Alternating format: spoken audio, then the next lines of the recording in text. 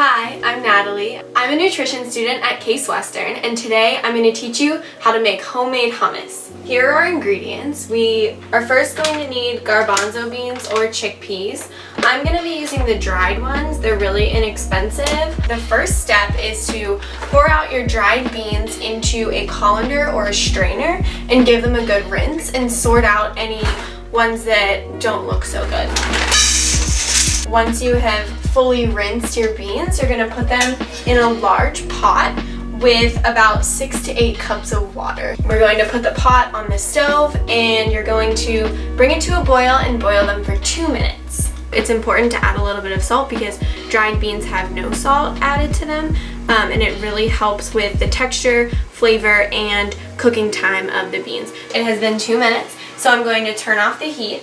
And then you just let them soak for an hour and a half. The next step is I'm going to roast my red pepper. I'm going to be doing it on my stove top, so I just take a little bit of olive oil, and then I'm going to coat the pepper with olive oil, and this helps to evenly distribute the heat across the skin of the pepper and create a really nice flavor. Place your pepper on top, and you're actually just going to let the skin char here. As your pepper cooks on the stove, you're just going to want to turn it periodically, and you can start to see some of that char that we're getting in the skin. We're going to be peeling the skin off, so don't worry about it being burnt, but you want the pepper to be completely soft when you squeeze it, so you know it's cooked all the way through. Alright, so our pepper is sufficiently roasted here, so I'm just going to turn off the heat, and then we're going to put it into a bowl. And you're going to cover it. You want a really tight seal on your pepper. Make sure you trap all the steam. That's what's going to help the skin come off clean.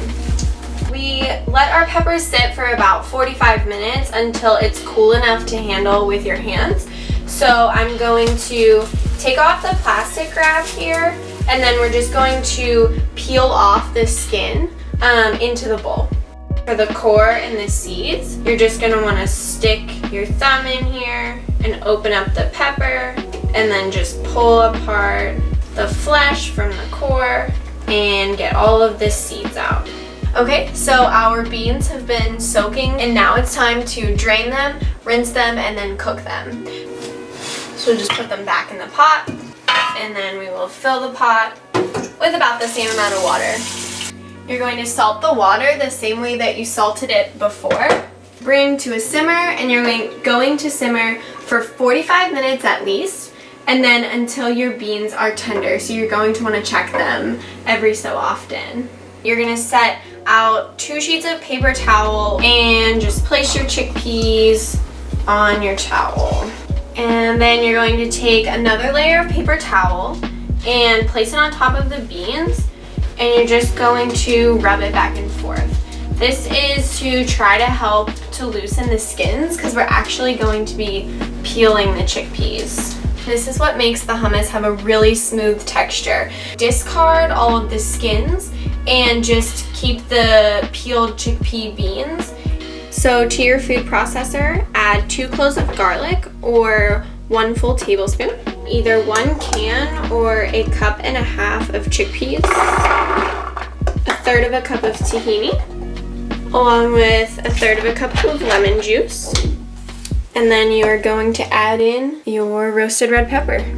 Put on the lid and blend. At this point, this is when you want to check the consistency of your hummus. So see if it's too thick or too thin for your liking, and then adjust accordingly. I'm just going to add a little bit of salt and pepper to taste, and then we'll blend it once more. So we're going to top this hummus with a Kalamata olive and some paprika and a tiny drizzle of olive oil. So my favorite way to enjoy this homemade hummus is with some baby carrot sticks. Let's give it a try.